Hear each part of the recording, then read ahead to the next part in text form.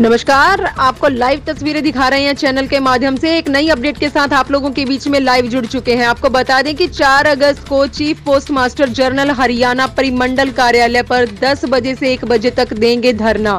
डाक विभाग के कर्मचारी अपनी 20 सूत्रीय मांगों के समर्थन में 1 दिन की हड़ताल करेंगे और उससे पहले अपने कर्मचारियों व जनता को इसके बारे में अवगत कराने के उद्देश्य से 4 अगस्त को chief post master general Haryana परिमंडल कार्यालय पर सुबह 10 बजे से 1 बजे तक देंगे धरना और उसके पश्चात रैली का आयोजन किया गया है, जो कि chief post master general Haryana परिमंडल कार्यालय से होते हुए सदर बाजार अम्बाला कैंट तक जाएगी। विभाग व सरकार डाकघर की सभी छोटी बचत योजनाओं को Indian post payment bank limited को सौंपने जा रही है। इस बैंक की स्थापना 1 अक्टूबर 2018 को हुई थी। मात्र 3 वर्षों में ही इस बैंक का घाटा बढ़कर 31 मार्च 2021 की बैलेंस शीट रिपोर्ट के अनुसार 821 करोड़ रुपए हो गया, जबकि वर्तमान में यह बैंक डाक विभाग की बिल्डिंग में स्थित है और बिजली पानी सभी डाक विभाग का है। इसका अपना स्टाफ 20% से भी कम है। इसकी स्थापना पर यह बैंक अपने ग्राहकों को 4% की ब्याज दर प्रदान कर रहा था, जो कि वर्तमान में घटकर 1 लाख की राशि पर 2% और 1 लाख से अधिकतम 2 लाख की राशि पर 225% रह गई है। आप सोच ही सकते हैं कि IPPB को सौंपने पर डाकघर की छोटी बचत योजनाओं का क्या हशर होगा।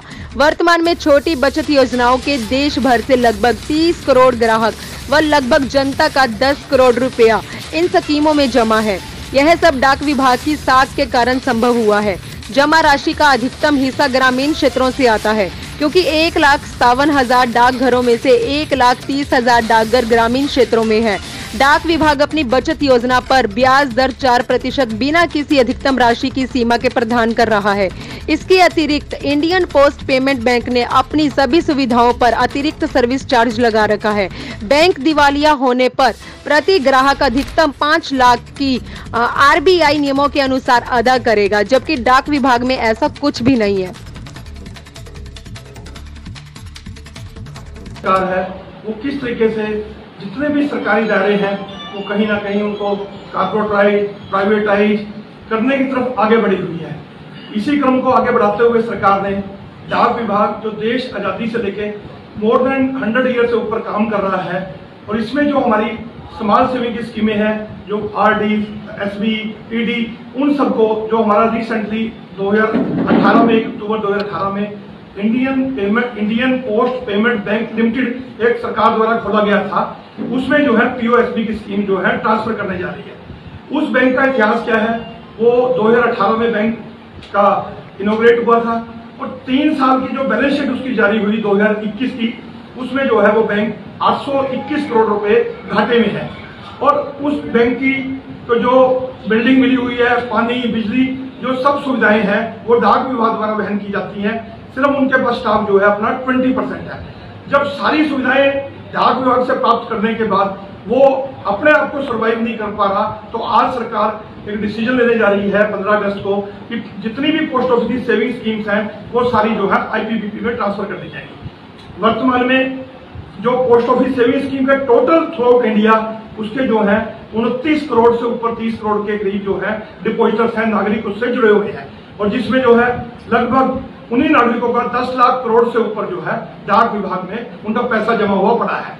वो इसी वजह से संभव हुआ क्योंकि आप सभी जानते हैं डाक विभाग की एक क्रेडिबिलिटी है, ईमानदारी, सिंसियरिटी, क्योंकि देश आजादी से पहले से ये डाक विभाग जो है काम कर रहा है। आप अभी भी अनुभव करते होंगे कि डाक विभाग में हर छोटा नागरिक वो डाक खाने में आना पसंद करता है, ना कि बैंक में, क्योंकि बैंक में वो समझता है कि जो बैंक है वो हाई फाई है, वहां आपने देखा होगा नई नई रूल रेगुलेशन है, मिनिमम बैलेंस की 5,000 रुपए। लेकिन डाक विभाग में वो जो डाक विभाग जो है उसकी जो ब्रांचेज है वो हर ग्रामीण एरिया तक जो है सिचुएटेड है।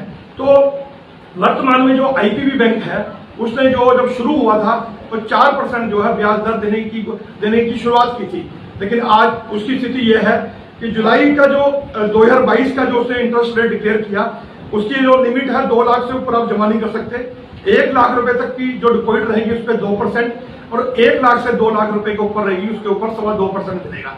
जबकि डाक विभाग में जो समाज सेविंग जो छोटी बचत योजनाएं चल रही है उसमें सेविंग बैंक में भी डाक विभाग जो है 4% की ब्याज दर अपने नागरिकों को बिना किसी लिमिट के जो है दे रहा है।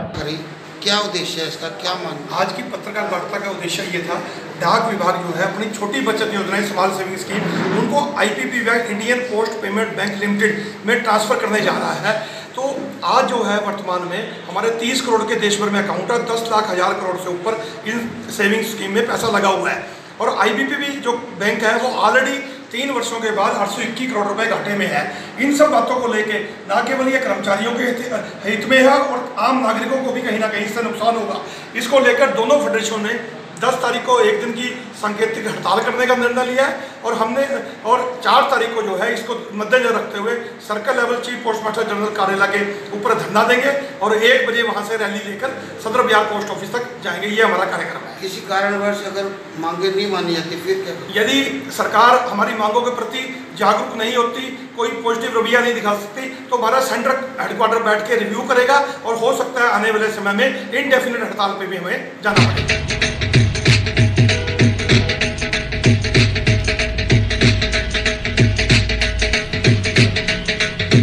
अंबाला वासियों के लिए खुशियों भरी खबर। अंबाला कैंट में Sunrise property HUDA specialist Rajiv Arora ji NH1 Delhi highway near Gurudwara Sahib Shahpur Ambala Cantt से सस्ते प्लाट व मकान खरीदने के लिए संपर्क करें।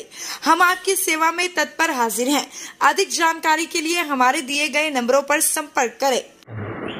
नमस्कार साथियों, मैं Rajiv Arora, owner of Sunrise Property Ambala Cantt. हमारे यहाँ सस्ते प्लॉट व मकान खरीदने व बेचने के लिए संपर्क करें। अधिक जानकारी के लिए हमारे दिए गए नंबर पर संपर्क करें या हमारे ऑफिस में